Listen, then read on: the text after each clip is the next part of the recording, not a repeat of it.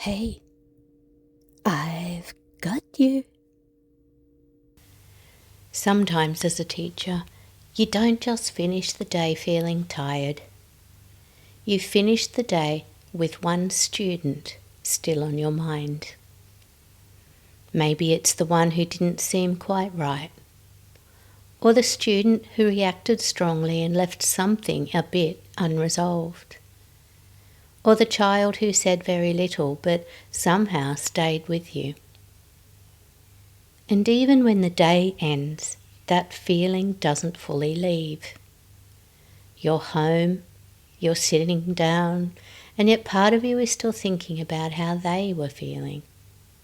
Have you noticed that? Not just thinking about a student, but almost carrying a sense of what they were going through. The moment keeps coming back. You find yourself wondering if you said the right thing, or if you missed something, or whether tomorrow will be different for them. And after a while, it starts to feel heavy. Not all at once, just something sitting there in the background. It's a very specific kind of tired, not just physical, not just mental.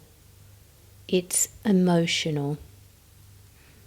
And if that's been happening for you lately, you're not the only teacher who experiences this. When this starts happening, it's easy to turn it back on yourself. You might start wondering why you can't switch off. You might compare yourself to other teachers who seem to leave everything at school. At times, it can even feel like you need to toughen up a bit or work out how to stop letting things affect you so much. What's worth keeping in mind here is this. Teaching is relational work.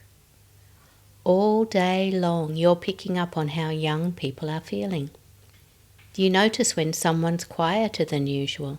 You notice when a student is frustrated or proud or a bit unsettled. Caring and carrying aren't the same thing, but in teaching, they can start to feel like they are. You're caring about what your students are going through, and then you realise you've taken a bit of that on as well. Sometimes, without really noticing, it can shift a little. At the same time, without really noticing, that care can shift into carrying. You take on a bit of what they were feeling, and it follows you out of the classroom. That's usually where the weight starts to build. Imagine that moment in the evening when your mind returns to a student. You're sitting down or lying in bed, and there they are again. The same moment, the same question. Instead of following it all the way through, you simply notice it. I am thinking about them again. Just that. You're not pushing it away and you're not trying to solve it. That small pause begins to separate you from the weight of it. You don't need to solve every student's story tonight. Here's the shift that matters.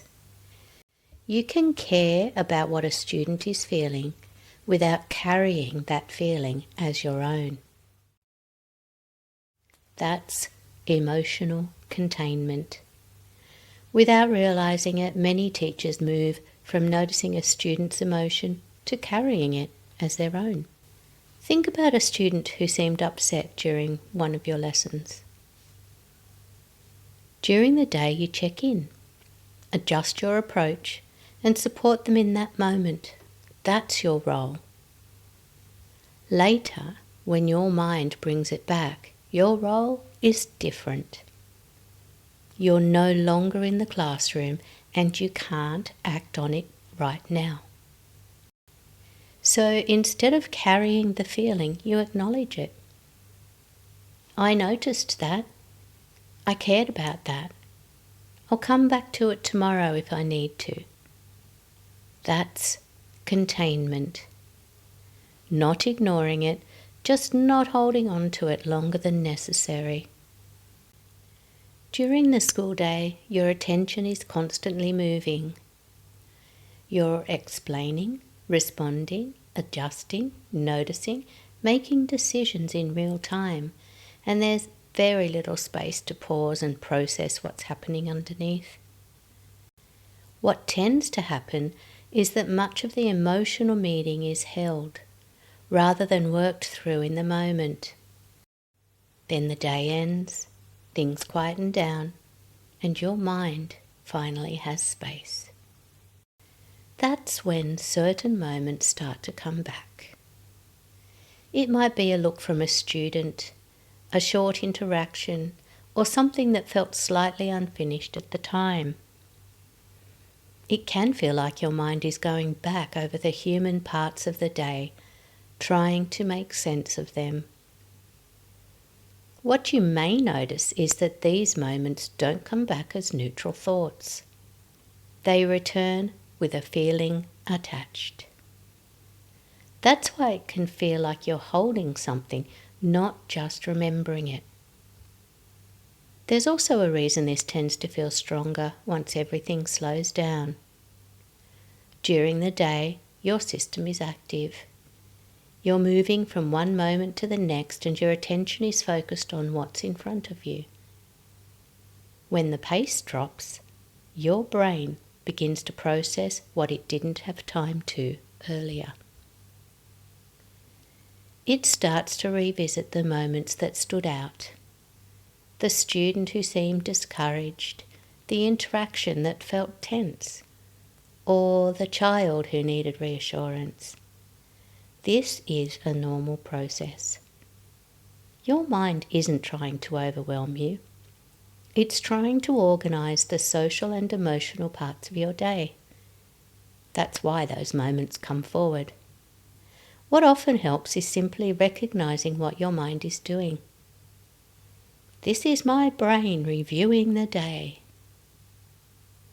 From there, you can let that process move through, rather than holding on to each moment as if it still needs your attention. Over time, teachers learn something that is not always spoken about. You can care deeply about your students without carrying every part of their experience with you. That balance takes time. Early in your career, everything can feel closer, more personal, more immediate. You tend to notice more, and you feel more of what you notice. That is not a flaw. It is part of how you develop as a teacher. At the same time, you are learning how to notice what students are going through without taking it on as your own. You are starting to see where your responsibility begins and where it ends. Your role is to support, to notice, to respond. It isn't to carry every emotional moment beyond the space where you can actually do something about it. You can care deeply about your students without carrying every part of their experience with you. That balance takes time. Sometimes you might notice there's one student your mind keeps going back to. Just noticing who that is can bring a bit of clarity. When your mind keeps returning to a student, it is rarely random. It usually reflects how much you noticed and how much you care. Sometimes when the mind keeps returning to these moments, it isn't only about the student. It can be a quiet search for reassurance. Reassurance that you handled it well, that you noticed what mattered, that you are doing enough for the students in front of you. That underlying feeling can carry more weight than we realise.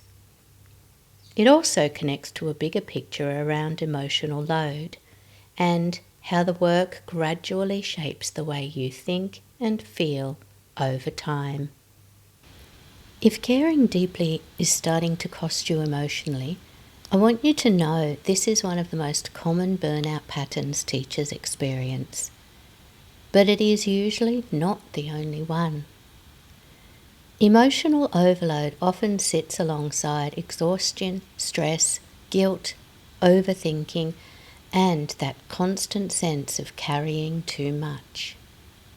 That is exactly why I created 9 burnout hacks every teacher needs. So teachers have practical resets for the patterns that slowly wear them down. If this conversation helped, I would absolutely watch that video next. I'm the lead teacher. I've got you.